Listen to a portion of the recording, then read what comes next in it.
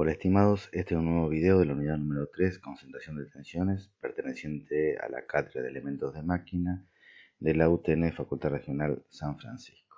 Vamos a abarcar el tema concentración de tensiones, sus generalidades, luego vamos a proseguir a describir el factor de forma estático, el dinámico, qué es la sensibilidad al entallo, le vamos a dar una definición, cómo se determinan estas tensiones máximas que se concentran, algunos cálculos de ejemplos habituales, cómo se calculan los factores o de dónde salen, los podemos buscar, resolución de ejercicio en complemento con la parte práctica y algunos criterios de diseño para evitar las concentraciones de tensiones.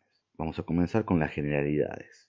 En ejercicio que hemos hecho hasta ahora, hemos utilizado las hipótesis más tribales de lo que son la resistencia de materiales, donde la determinación de las tensiones está dada por la ley de Hooke, suponiendo distribuciones de las mismas en forma uniforme a lo largo de las secciones resistentes, como es el caso de la tracción. Pero la teoría matemática de la elasticidad, en algunos casos puntuales, que es lo que vamos a desarrollar en este video, no es compatible con dichas hipótesis. Entonces, por medio de ensayos, se determinan la distribución de las tensiones en ciertas formas y variaciones geométricas de piezas. O sea, las concentraciones de tensiones se dan cuando hay algún cambio brusco o discontinuo en la geometría de las piezas según la dirección de la tensión. Estas variaciones provocan la concentración de las tensiones, haciendo que sus líneas de fuerzas se vayan juntando alrededor de esas zonas puntuales, que por supuesto dan origen a fisuras y en el caso de la fatiga, la iniciación de la grieta. Por ejemplo, algunos casos particulares son las variaciones bruscas de sección. Es un ejemplo muy común la variación de diámetro para acoplar un buje o un rodamiento, donde yo necesito el tope vertical para el rodamiento o el buje y una disminución del diámetro. Esos ángulos vivos generan o es una forma de generar la concentración de tensiones. Y si no, cualquier tipo de entalladuras, por ejemplo una entalladura en B de 60 grados, de profundidad de 1 milímetro para un diámetro 7, bueno, esta es una probeta que vamos a ver más adelante en el gráfico de Guller con probetas entalladas. Puede ser una ranura o cualquier otra disposición. Vamos a repasar lo que son las líneas de fuerza y comprender con un símil hidrodinámico. O sea, vamos a considerar un flujo circulando por una tubería donde sus líneas de flujo, si recuerdan de mecánica de los fluidos, están equidistantes y paralelas una de otra por una velocidad constante. Obviamente para este caso vamos a despreciar la resistencia en las paredes que puede distorsionar estas líneas de flujo. Si incorporamos una disminución de sección tipo Venturi, en la figura de la derecha, vemos que las líneas de flujo se concentran hacia el centro de la tubería. Lo similar pasa en las líneas de fuerzas para alguna pieza sometida a tracción, compresión, flexión o torsión. Vemos en la siguiente figura a la izquierda una disminución brusca del diámetro donde la línea de fuerza se acerca a la pared vertical y se va concentrando en ese vértice. Y a la derecha la solución posible, o sea, un radio grande o un chaflán grande para que se suavice la transición y el camino de la línea de fuerza. En este ejemplo tengo una sección cuadrada o rectangular de A por B, una fuerza P que está traccionando, el sigma nominal que alude al teórico que estuvimos calculando, por ejemplo la sección de A por B, es simplemente la carga dividido el área resistente. O sea que en este caso el sigma nominal, sigma n, es igual al sigma teórico, como lo venimos calculando. Ahora bien, ¿qué pasa si voy a una sección reducida, la S reducida con una cota C en ambos lados, disminución de la sección resistente? Con las hipótesis que venimos manejando me da un sigma nominal que es constante a lo largo de toda la sección y uniformemente distribuida. La tensión real en los bordes de esa sección es mayor a la nominal. Estamos en condiciones así de definir lo que es el factor de forma estático. Se denomina así a la relación entre la tensión real y la teórica. Este factor no depende del material, es válido para cargas lentamente aplicables, o sea, cargas estáticas, y sí depende de la forma que origina la concentración de la tensión. Entonces, vamos a llamar alfa K al factor de forma estático, al cociente entre el sigma real o la tensión real dividido la tensión nominal o teórica. Los métodos que se utilizan para determinar esto, como es algo empírico, se puede usar laca blanca para materiales frágiles o con métodos de strain gauge, o sea, las cargas extensiométricas, se pueden obtener las tensiones reales sobre ciertas probetas. El factor de forma dinámico se utiliza para cargas dinámicas, haciendo alusión a las cargas para fatiga también.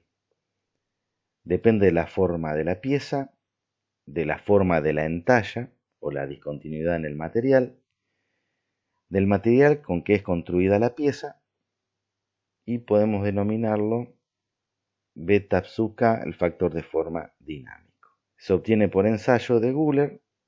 Por ejemplo, aquí en el gráfico tenemos el ensayo para una probeta lisa en línea blanca, en el ensayo de Guller, y en amarillo la probeta entallada como vimos en las primeras filminas. Beta sub k es igual al cociente entre la tensión límite de fatiga en la probeta lisa sobre la tensión límite de fatiga en la probeta entallada. Algo a tener en cuenta es que beta sub k siempre es menor a alfa sub k. Como tercer concepto a incorporar tenemos la sensibilidad a la entalla. Esta sensibilidad depende de cada material y se define como la relación de B sub k menos 1 dividido alfa sub k menos 1. En el caso límite, donde beta sub k es igual a 1, el resultado de nu sub k es igual a 0, o sea que el material es insensible a la entalla. Si beta sub k es igual a alfa sub k, entonces el nu sub k o la sensibilidad a la entalla es igual a 1, que quiere decir que el material es muy sensible a la entalla. En resumen, este factor no depende tanto de la forma de la pieza ni de la entalla, sino que depende mucho del material. Les voy a proceder a comentar algunas formas para el diseño de pieza para disminuir la posibilidad de concentración de tensiones. Por ejemplo, aquí vemos que si tendríamos que aplicar una sola ranura en la figura superior, la concentración de tensión sería máxima porque hay una discontinuidad muy grande de una sección a otra. Entonces se pueden aplicar una ranura en cada lado para ir suavizando la curva de la línea de tensión. Y en la figura de abajo podemos ver que un redondeo suaviza la línea de fuerza bastante.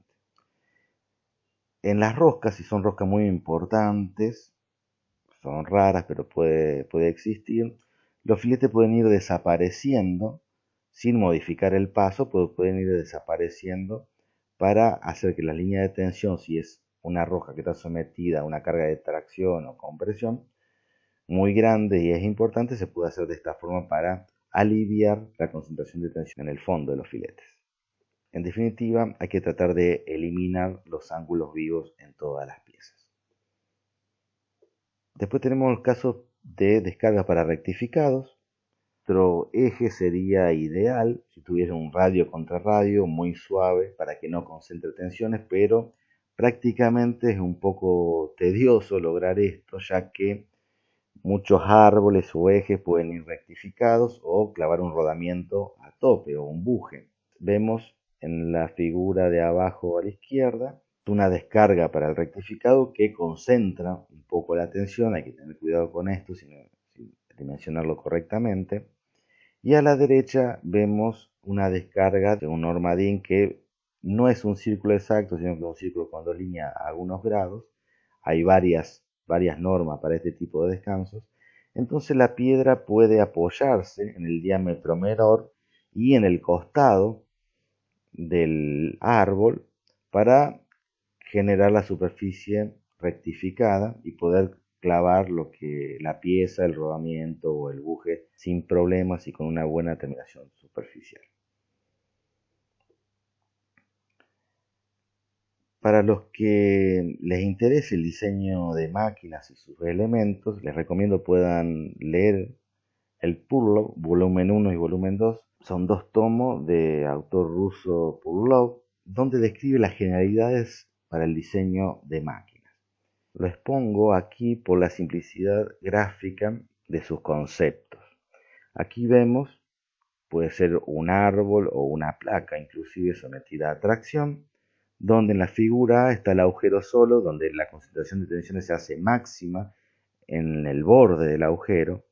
Pero si le practicamos dos orificios más chicos, uno adelante y otro atrás en la línea de dirección de las fuerzas, como aparece en la parte derecha o en la figura B, la concentración de tensión se reparte una de otras y se suavizan las líneas de fuerza.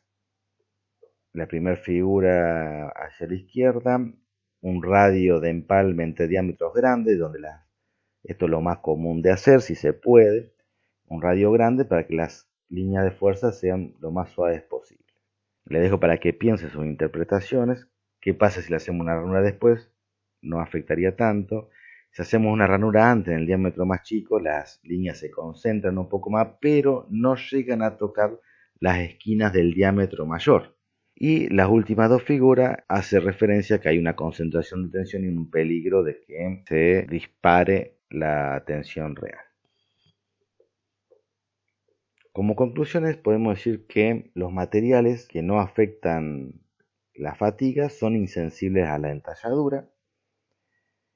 En materiales muy dúctiles, donde no disminuye la resistencia por concentración de tensiones, pero obviamente restringen su deformación de manera que su límite de rotura disminuye al disminuir la sección. Bueno, para los cálculos factores son todos cálculos empíricos que lo avalan teorías, hay tablas tabuladas que lo tenemos en los materiales prácticos de la cátedra y aquí les voy a exponer los ejemplos más generales que podemos encontrar. Un cambio de diámetro para una pieza que está sometida a tracción, acá tenemos el factor alfa K, donde nosotros podemos entrar por la relación de diámetro y encontrar con la relación RD, o sea el radio de empalme al diámetro menor, cuál es el radio de empalme adecuado para tener una concentración de tensión razonable. Un eje con un agujero transversal sometido a momento flector y a tracción.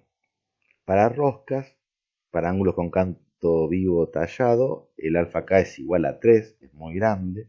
Y para filetes con empalme circular de fondo, o sea, con un pequeño radio en el fondo, podemos tomar un alfa K igual a 2. Bien, aquí tenemos también un cambio de diámetros, de sección, de diámetro de mayúscula a de minúscula, con un radio de empalme para un momento torsor. Lo mismo para momento flector. Y algo muy usado, el factor de forma alfa K para un eje de sección circular con un chavetero rectangular. Y generalmente un agujero en el medio. Generalmente los chaveteros van en las puntas de eje, generalmente, por ejemplo en los casos de los motores eléctricos, donde se le realiza también una perforación para roscar la punta de eje para aprisionar la polea, el ventilador, lo que sea que se vaya a montar sobre el motor eléctrico. Bien, para el cálculo de beta sub K y nu sub K, factor de forma dinámica y la sensibilidad de entalla, como dependen de los materiales y del límite de fatiga, aquí tienen algunas calidades de material y sus correspondientes beta K y nu sub K y límites de fatiga. Ven que para la fundición gris y el bronce, el beta K es igual a 1, son insensibles a la entalla, porque el beta sub K igual a 1 significa que son insensibles a la entalla. Solamente algunos casos particulares de fundición gris y algunos casos particulares también de bronce. Pero bueno, esta es una tabla muy resumida para que tengan una orientación. Por ejemplo, la probeta que se utilizó para calcular esta tabla tiene esta forma, con un alfa sub K igual a 3,3. Bien, les dejo la bibliografía y en el próximo video vamos a desarrollar lo que es el factor de seguridad. Hasta la próxima.